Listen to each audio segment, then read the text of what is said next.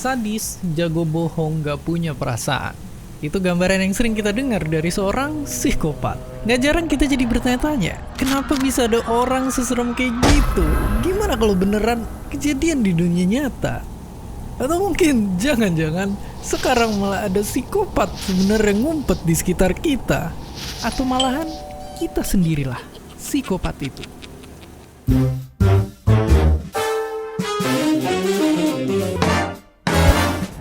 Fakta mengejutkan, 1 dari 100 orang yang kita temuin sebenarnya bisa jadi seorang psikopat.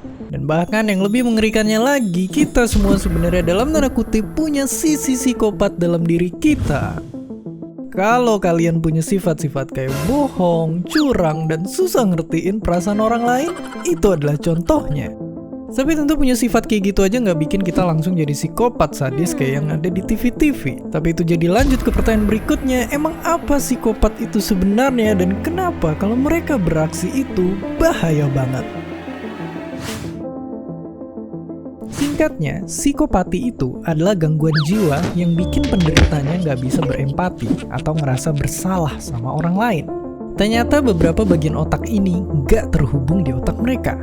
Dan yang bikin serem, mereka juga suka nyalahgunain orang-orang sekitar buat dapetin yang mereka mau. Dan saat udah nggak butuh, bakal dibuang gitu aja.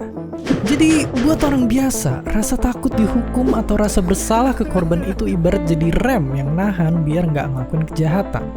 Tapi buat psikopat, rem itu nggak ada.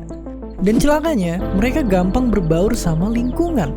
Misalnya kayak kasus ini, saat orang yang kelihatan baik-baik aja dan bahkan pernah jadi mahasiswa berprestasi, ternyata adalah sosok di balik layar yang ngebunuhin puluhan orang. Tapi sebenarnya kalau gitu, kenapa orang bisa jadi psikopat pada awalnya? Meskipun penelitian masih terus berjalan, sejauh ini genetik jadi alasan utamanya. Selain itu, trauma masa kecil juga bisa nimbulin gangguan kepribadian yang mirip kayak psikopat ini. Tapi sebenarnya, ada satu anggapan yang sering salah dari psikopat. Mereka itu nggak otomatis jadi orang sadis dan jahat. Contohnya kayak orang ini. Ilmuwan yang puluhan tahun neliti psikopat dan kemudian nemuin kalau bentuk otaknya sendiri ternyata persis kayak otak psikopat. Dan meski sama temen-temennya kadang dianggap serem dan gak pengertian, dia tetap gak ngelakuin kejahatan dan terus hidup bahagia sama keluarganya. Jadi kesimpulannya, selama otaknya belum di-scan, gak ada yang tahu apakah ada psikopat atau enggak di dekat kita. Dan karena para ilmuwan pun masih sering debatin, tentunya tes psikopat di internet pun belum tentu bisa dipercaya juga. Tapi buat seru-seruan aja, coba jawab permasalahan ini. Maukah kalian ngebunuh 1 orang buat nyelamatin 5 orang? Apakah ada jawaban yang benar? Tulis pendapat kalian di kolom komentar, dan seperti biasa, terima kasih.